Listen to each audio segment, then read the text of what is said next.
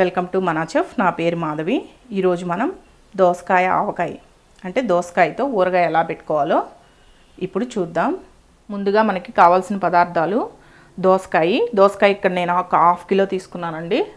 Half kilo దోసకాయ తీసుకొని శుభ్రంగా కడగండి. ఫస్ట్ కడిగి ఒక పొడి క్లాత్ పెట్టి నీట్గా మనకి ఏ మాత్రం తడి ఉండకూడదు, తడి లేకుండా నీట్గా శుభ్రంగా తుడిచిపెట్టుకొని ఇలా ముక్కలుగా కట్ చేసుకోవాలండి. చూసారు కదా, ఈ సైజ్ ముక్కలు కట్ చేసుకుంటే సరిపోతుంది. లోపల ఈ విత్తనాలు తీయాల్సిన అవసరం లేదు, డైరెక్ట్గా ఈ విత్తనాలు వేసుకుంటేనే మనకి టేస్ట్ బాగుంటుందండి.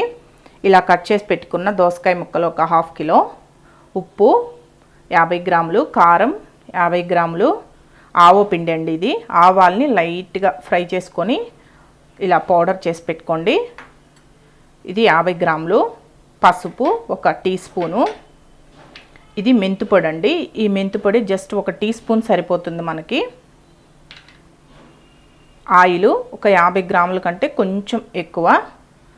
ఇప్పుడు తయారీ విధానాన్ని చూద్దాం. ఫస్ట్ ఇలా ఒక మిక్సింగ్ బౌల్ తీసుకొని దీంట్లో కారం వేసుకోండి. ఒకవేళ మీకు ఇది కన్ఫ్యూజ్గా ఉంటే నేను చూపిస్తున్నాను చూడండి. ఇలా టీ గ్లాస్ అందరి ఇళ్ళల్లో ఉంటుంది కదండి, ఇలా టీ గ్లాస్ తీసుకొని దీంతో మెజర్మెంట్స్ తీసుకోండి, సరిపోతుంది. కొంచెం కారము ఇవి కొంచెం ఎక్కువ వేసుకున్నా ఏం ప్రాబ్లం లేదండి, కంగారు పడాల్సిన అవసరం లేదు.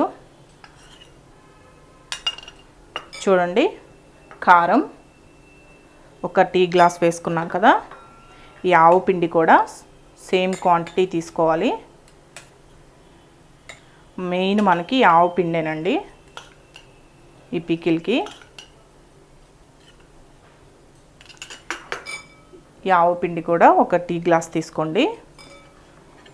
ఈ ఉప్పు కొంచెం తక్కువ వేసుకోండి. ఫస్ట్ అంటే ఒక హాఫ్ టీ గ్లాస్ వేసుకోండి, మనం చాలకుంటే మళ్ళీ వేసుకోవచ్చు. చూసారా, ఈ ఉప్పు కూడా వేసుకొని దీంట్లో 1 టీ స్పూన్ పసుపు వేసుకోవాలి. దీంట్లో 1 టీ స్పూన్ మెంతి పొడి వేసుకుంటున్నానండి నేను. చాలామంది మెంతులు వేసుకుంటారు, నేను ఇక్కడ పౌడర్ యూజ్ చేస్తున్నాను. ఎలా వేసుకున్నా ఒకటే. ఈ మొత్తం బాగా కలియబెట్టాలి. మీకు ఇష్టమైతే దీంట్లో కొంచెం ఇంగువ కూడా వేసుకోవచ్చండి. అంటే కొంతమంది ఇంగువ ఇష్టపడతారు కదా, అలాంటి వాళ్ళు ఒక చిటికెడు ఇంగువ వేసుకున్నా కానీ టేస్ట్ బాగానే ఉంటుంది.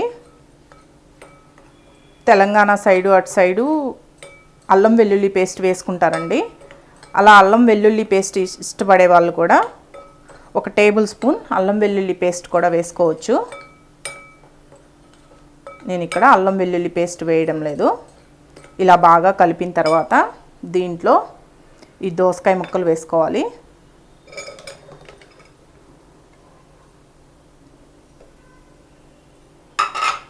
ఈ దోసకాయ ముక్కలు వేసుకొని ఒకసారి చేత్తో అంటే ఈ పొడులు మొత్తం ఈ దోసకాయ ముక్కలకి బాగా పట్టేటట్టు ఒక 2-3 నిమిషాలు బాగా కలపండి. చూడండి, దోసకాయ ముక్కలు కూడా వేసి బాగా కలిపిన తర్వాత మనకి చేతికి కూడా ఏ మాత్రం తడి లేకుండా చూసుకోండి. తడి ఉంటే పచ్చడి పాడైపోతుంది. దీంట్లో ఆయిల్ పోసుకోవాలి. ఈ ఆయిల్ పచ్చిదే వేస్తున్నానండి, అంటే కాగబెట్టుకోకుండా వేస్తున్నాను. ఈ ఆయిల్ కూడా వేసి బాగా కలపండి. ఇలా బాగా కలిపిన తర్వాత చూసారా, మనకి పచ్చడి రెడీ అయిపోయింది. ఒకసారి టెస్ట్ చేసుకోండి, అంటే మీకు ఉప్పు కారం అన్నీ పర్ఫెక్ట్గా సరిపోయా లేదా అని ఒకసారి నోట్లో పెట్టి చూసుకున్నారంటే తెలిసిపోతుంది. మనకి ఫస్ట్ అంటే కలిపాం కదండి, ఇప్పుడు కొంచెం ఆవు పిండి ఆ ఫ్లేవర్ వస్తూ ఉంటుంది. ఒక్కరోజు బాగా మాగిందంటే మనకి ఆ ఫ్లేవర్ పోయి టేస్ట్ చాలా బాగుంటుందండి. ఒక రోజంతా బాగా మాగాలి.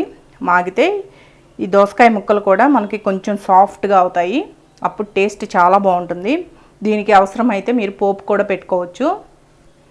ఇప్పుడైతే ఇది అంతా పర్ఫెక్ట్గా సరిపోయిందండి. మీకు ఇంకొంచెం స్పైసీగా అంటే ఇంకొంచెం కారం ఎక్కువ కావాలి అలా అనుకునే వాళ్ళు ఇంకొంచెం కారం ఉప్పు యాడ్ చేసుకోవచ్చండి, ఏం ప్రాబ్లం లేదు. ఇప్పుడు నాకైతే ఇది పర్ఫెక్ట్గా సరిపోయింది. దీనికి మీకు ఇష్టమైతే దీనికి పోపు కూడా పెట్టుకోవచ్చండి. ఇక్కడ నేను పోపు పెట్టడం లేదు, ఎందుకంటే ఒక రోజంతా ఇది బాగా మాగిన తర్వాత నెక్స్ట్ డే అయినా పోపు పెట్టుకోవచ్చు. అందుకని అంటే ఒక రోజంతా మాగిన తర్వాత పోపు పెడదామని నేను ఇక్కడ పోపు పెట్టడం లేదు. మీకు ఇష్టమైతే పెట్టుకోండి. చూసారు కదా, ఇంతే సేమ్ ఇది ఇలా ప్రిపేర్ చేసుకొని ఒక జాడీలో కానీ ఒక గాజు సీసాలో కానీ భద్రపరిచి పెట్టుకున్నారంటే మనకి 1 మంత్ వరకు నిలువ ఉంటుందండి.